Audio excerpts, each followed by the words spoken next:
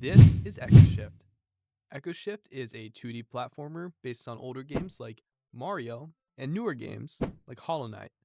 The main twist of our game is that you can switch between the physical foreground and the sound-based background.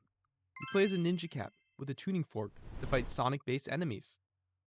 I'm going to run through a few basic controls and how to play the game. If you hit this button, you can enter full screen. I prefer this. If you want to change your controls, click on this menu, click on the control you want to change, and then press the key that you want to change it to. I think we should jump into a game. I'll name my save file something like test. Here's some juicy lore that I'll let you read.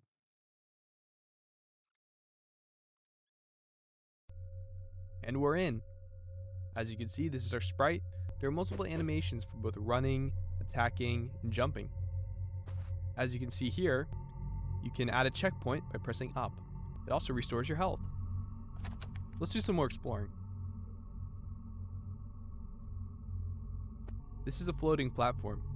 As you can see, you cannot currently interact with it, but if you press shift, it becomes physical because you're going into the Sonic world. I'm going to go down this tunnel. Here's our first enemy. Hit it 3 times, and you'll destroy it.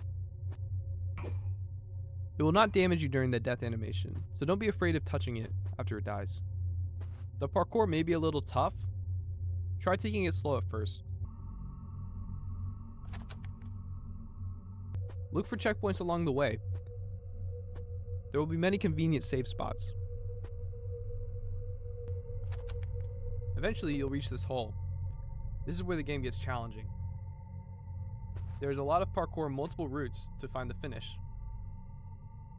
Good luck! So let me show you a little bit about the code.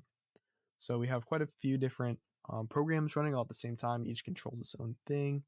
So this is basically just searches for a key input. So yeah, you initialize the code.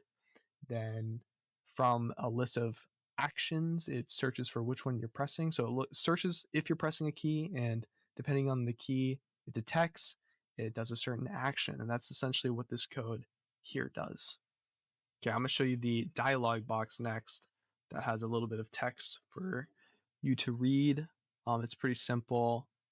And we also use that in the dialog control, roughly the same text. It basically creates a new layer that displays the text in a preset text box that we created.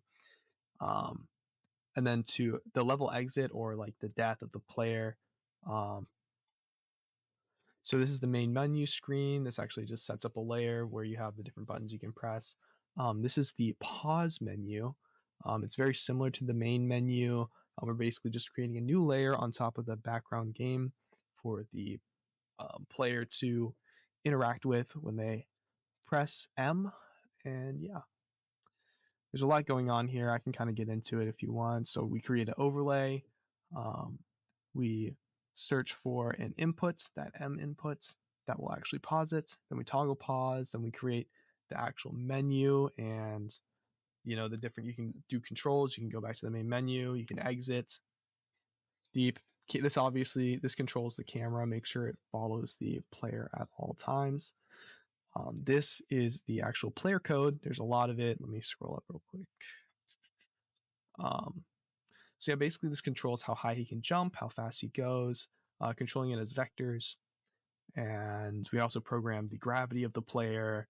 When he dies, like he has to enter a certain hitbox beneath the ground. And yeah, that's about it. The rest of this is pretty simple stuff, kind of pre-built. This is just how we trigger the text, basically search if he's in a certain hitbox. But yeah,